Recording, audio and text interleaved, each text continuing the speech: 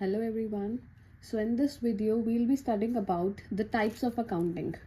कितनी तरीके की अकाउंटिंग होती है वो हम इस वीडियो में पढ़ने वाले हैं. सी फर्स्ट अकाउंटिंग तो हम ऑलरेडी पढ़ ही रहे हैं, जो कि हमारी फाइनेंशियल अकाउंटिंग है, जो हमारा करिकुलम पूरा कोर्स हमारा चल ही रहा है, लेक्चर्स रेगुलर चल रहे हैं, जिसमें हम क्या कर रहे हैं, क्या सीख रहे हैं, हम अपने अकाउंट्स बनाना सीखेंगे. Trading account, PL account, balance sheet. तो फाइनेंशियल अकाउंटिंग किसके काम आती है? जिसमें हमें प्रॉफिट्स का पता चलता है या लॉसेस का पता चलता है कि बिजनेस ऑर्गेनाइजेशन प्रॉफिट्स में है या लॉसेस में है, उसके एसेट्स कितने हैं, एक्सपेंसेस कितने हो रहे हैं, लाइबिलिटीज़ कितनी है, रेवेन्यू कितना है. तो वो तो अभी हमने इसमें स्किप कर दिया क्योंकि हम ऑलरेडी पढ़ रहे हैं. नेक्स्ट टाइप की अकाउंटिंग जो है वो क्या है? Managerial accounting. मैनेजीरियल अकाउंटिंग क्या होती है? जो मैनेजमेंट इंटरनल स्टाफ होता है किसी भी बिजनेस ऑर्गेनाइजेशन का, उसको किस में हेल्प करता है? डिसीजन मेकिंग में, कि क्या क्या डिसीजन वो ले सकते हैं अपने बिजनेस से रिलेटेड, प्लानिंग कैसे कर सकते हैं, कंट्रोलिंग कैसे कर सकते हैं. तो इंटरनल मैनेजमेंट को जो इन्फॉर्मेशन दी जाती है वो किसके थ्रू मिलती है? मैनेजीरियल अकाउंटिंग के थ्रू. कि अगर कोई भी प्लानिंग करनी है, जैसे कि उनको अपना बिजनेस एक्सपैंड करना है, किस बेसिस पे करेंगे एक्सपैंड, इन्वेस्टमेंट के डिसीजंस लें या फिर अभी इंटरनल डिसीजंस, अगर उन्हें भी कोई भी डिसीजन लें रिगार्डिंग द एम्प्लॉयज़, की कैसे एम्प्लॉयज़ को कंट्रोल करें, कम्युनिकेशन गैप कैसे रिजॉल्व करें, डिस्प्यूट्स कैसे रिजॉल्व करें. तो ये सब, अगर कोई उन्हें फाइनेंस से रिलेटेड कोई भी प्लान आउट करना है तो किसके बिहाफ पे कर पाएंगे? मैनेजरियल अकाउंटिंग में एक होता है कॉन्सेप्ट बजटिंग. जब आप बजट्स बनाते हैं, कि एक एस्टिमेट बनाते हैं कि हाँ इस पर्टिकुलर प्रोजेक्ट पे हमारा कितना लगभग खर्चा आ सकता है. जैसे कि मैंने बताया कि एक पर्टिकुलर प्रोजेक्ट अगर हम करते हैं तो हमारा लगभग खर्चा 10 लाख रुपए आ जाएगा. फिर जब हम एक्चुअल में उसको परटेक करेंगे तो हम मेजर करेंगे क्या कोई डेविएशन आया. हमने 10 लाख सोचा था, ऐसा तो नहीं है कि 12 लाख रुपए का खर्चा आ गया, या 10 लाख सोचा कि 9 लाख का खर्चा आ गया. तो डेविएशन देखते हैं हम. डेविएशन मतलब डिफरेंस, कि हमने जो सोचा एक्सपेंस उससे ज़्यादा हुआ या कम हुआ. अगर ज़्यादा खर्चा हो गया तो हमारे लिए नेगेटिव डेविएशन होता है, कम खर्चा हुआ तो हमारे लिए पॉजिटिव, क्योंकि हमने पैसा बचा लिया ना. तो मैनेजरियल अकाउंटिंग ये सब बताती है. परफॉर्मेंस इवैल्यूएशन में भी हेल्प करती है. जैसे अभी मैंने परफॉर्मेंस इवैल्यूएशन का भी आपको ये वेरिएंस का एग्जांपल दिया. हमने सोचा था 10 लाख रुपए का खर्चा आएगा, 11 लाख रुपए का आ गया, लेकिन 1 लाख रुपए का एक्स्ट्रा हो गया, तो हमारी परफॉर्मेंस कैसी रही? वो नेगेटिव डेविएशन हो गया. अगर हमने सोचा था 10 लाख का खर्चा होगा और 8 लाख का हुआ, 2 लाख रुपए बच गए, तो हमारी परफॉर्मेंस कैसी हुई? पॉजिटिव. तो मैनेजरियल अकाउंटिंग में बेसिकली हमारे इंटरनल मैनेजमेंट को सारी इन्फॉर्मेशन प्रोवाइड होती है. नेक्स्ट जो है हमारी क्या है? Cost accounting. Analyses cost associated with production और सर्विस डिलीवरी. कि बेसिकली इसमें क्या होता है, हम क्या देखते हैं? कॉस्ट. कोई भी पर्टिकुलर प्रोडक्ट अगर हम बना रहे हैं, मार्केट में अगर हमें बेचना होगा तो हम उसमें कॉस्ट देखेंगे. अगर आप मान लो एक चिप्स के पैकेट की भी अगर बात करते हो, मार्केट में वो 10 रुपये का बिक रहा है, तो कंपनी वाले पहले देखते हैं कि उसमें खर्चा कितना आ रहा है. अच्छा ठीक है, 6 रुपये का खर्चा आ रहा है, 2 रुपये डिलीवरी में लग जाएंगे, 2 रुपये का प्रॉफिट रखो, तो 10 रुपये का पैकेट हम सेल आउट कर देते हैं. तो इस तरीके से पूरी कॉस्ट को एनालाइज किया जाता है. वो किसके थ्रू हम करते हैं? पूरी कॉस्ट शीट. इसके अंदर जो मेथड्स होते हैं, कॉस्ट शीट बनाते हैं हम. कॉस्ट शीट आप लोग को इतनी डिटेल पढ़ने की रिक्वायरमेंट है. जैसे हम लोग अकाउंट्स बनाते हैं फाइनेंशियल अकाउंटिंग में, वैसे ही कॉस्ट अकाउंटिंग में कॉस्ट शीट होती है, जिसके थ्रू हम किसी भी पर्टिकुलर प्रोडक्ट का per unit cost, per unit मतलब एक पर्टिकुलर यूनिट की, या फिर टोटल कॉस्ट भी निकाल सकते हैं. जैसे मैंने कहा, अगर मैं 100 चिप्स के पैकेट मेरी कंपनी बना रही है, तो 100 चिप्स के पैकेट बनाने में कितना खर्चा आया टोटल, तो टोटल कॉस्ट हुई. एक चिप्स का पैकेट बनाने में कितना खर्चा आया, वो हुआ कॉस्ट पर यूनिट. वो हमें किसके थ्रू पता चलता है? कॉस्ट अकाउंटिंग के थ्रू ही पता चलता है. ये दोनों चीज़ों में डील करती है, प्रोडक्शन और सर्विस डिलीवरी, ये दोनों में डील करती है. इसके एडवांटेज क्या होता है? जितने भी हमारे खर्चे होते हैं, मान लो किसी प्रोडक्ट को बनाने में हमारा 1000 रुपये का खर्चा आ रहा है, तो हमें पता चल गया कि 1000 रुपये का खर्चा आ रहा है, तो हम ये देख सकते हैं, हम ये स्टेप्स देख सकते हैं किस तरीके से वो 1000 रुपये का खर्चा हम कम कर पाएँ. 1000 की जगह 900, 950 रुपये का खर्चा करें.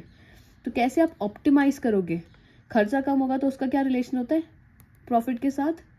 अगर हमारे एक्सपेंसेस कम होंगे तो हमारा प्रॉफिट क्या हो गया? ज़्यादा. तो इन्वर्स रिलेशन, जितने कम खर्चे उतना ज़्यादा प्रॉफिट, जितने ज़्यादा खर्चे उतना कम profit.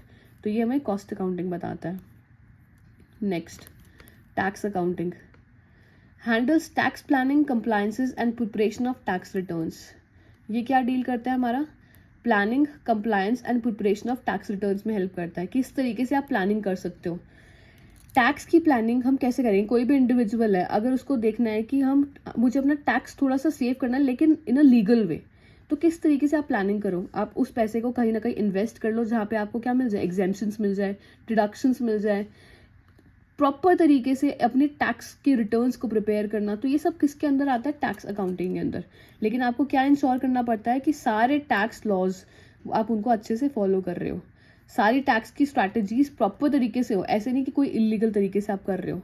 Everything should be proper in a legal manner. Next, coming on to next accounting, it is forensic accounting. Investigates financial discrepancies and fraud, provides evidences for legal proceedings and fraud prevention.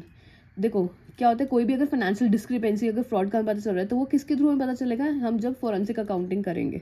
कोई भी legal proceedings हम कर रहे हैं, कोई भी हमें fraud को प्रिवेंट करना है जो एज एन एविडेंस हमें दिखे तो फॉरेंसिक अकाउंटिंग हमें उसमें हेल्प करता है। Next, government accounting. Basically class 11th के अकॉर्डिंग नहीं, अगर आप इसको पॉइंट को स्किप करना चाहो तो भी कर सकते हो, ये फॉरेंसिक और गवर्नमेंट अकाउंटिंग का, but just for your knowledge हम आपको बता रहे हैं। जो भी गवर्नमेंट सेक्टर एंटिटीज़ होती हैं उनके जितने भी फाइनेंशियल ऑपरेशंस होते हैं, गवर्नमेंट सेक्टर एंटिटीज़ को पब्लिक सेक्टर एंटिटीज़ भी कहा जाता है, और उनके जितने भी फाइनेंशियल ऑपरेशंस होते हैं उसको किस तरीके से मैनेज किया जाता है, गवर्नमेंट अकाउंटिंग के अंदर। कि जो भी उनका फंड है, क्योंकि गवर्नमेंट्स को क्या मिलता है, गवर्नमेंट के थ्रू ग्रांट्स मिलती है गवर्नमेंट सेक्टर एंटिटीज़ को, गवर्नमेंट उसमें पैसा लगाती है और उस पैसे को किसी अच्छे मोटिव के लिए, पॉजिटिव के लिए यूटिलाइज करने को कहती है। जैसे कि अभी मैंने कहीं पे पढ़ा था कि एक पर्टिकुलर एनजीओ को गवर्नमेंट ने ग्रांट दिया, वो पैसा उन्होंने कहा कि फ्री एजुकेशन के लिए यूज़ किया जाए स्टूडेंट्स की। तो उनको ये क्या करना होता है, गवर्नमेंट अकाउंटिंग पूरा ये देखती है जो फाइनेंस आया क्या उसी पर्पस के लिए यूज़ हो रहा है जिस पर्पस के लिए वो ग्रांट अगर मिली है, तो फाइनेंस की ऑपरेशंस प्रॉपर तरीके से हो रहे हैं नहीं हो रहे गवर्नमेंट एंटिटीज़ में, सारे रूल्स रेगुलेशंस आप कंप्लाई कर रहे हो या नहीं कर रहे हो। तो जितने भी गवर्नमेंट सेक्टर एंटिटीज़ का होगा वो अकाउंटिंग, तो गवर्नमेंट अकाउंटिंग का पार्ट होता है वो। Next, international accounting deals with accounting practices and standards across different countries, बाकी कंट्रीज के साथ। It is not only related to our own country but also international countries, like in international accounting standard. जैसे हमने IFRS, ये हम class 12th में पढ़ते हैं, 11th का इतना ज़्यादा टॉपिक नहीं है। जैसे हम अकाउंटिंग स्टैंडर्ड्स की अगर बात करें, जो इंडिया में हम लोगों को फॉलो करने होते हैं, हमें जो रूल्स रेगुलेशन लॉस फॉलो करने पड़ते हैं, इंडियन अकाउंटिंग स्टैंडर्ड्स हमें फॉलो करने पड़ते हैं। लेकिन अगर इंटरनेशनल लेवल पे हम बात करें तो IFRS फॉलो करने पड़ते हैं। कब, जब अकाउंटिंग प्रैक्टिसेस आपकी किसके अक्रॉस हो, डिफरेंट कंट्रीज के across. Next, environmental accounting. What do you mean by environmental accounting? Tracks environmental cost and sustainability efforts, कि आप अपने इन्वायरमेंट को बचाने के लिए आपका कितना खर्चा आ रहा है, इन्वायरमेंट को सस्टेन करने के लिए आपके क्या एफर्ट्स हैं और कितने एक्सपेंसेस इंकर हो रहे हैं, तो वो सब किसका पार्ट हुए, इन्वायरमेंटल अकाउंटिंग का।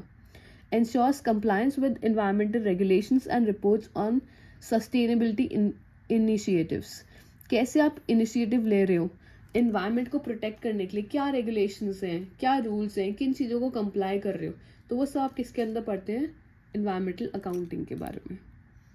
That's it, we'll study this much only. See you in the next lecture now.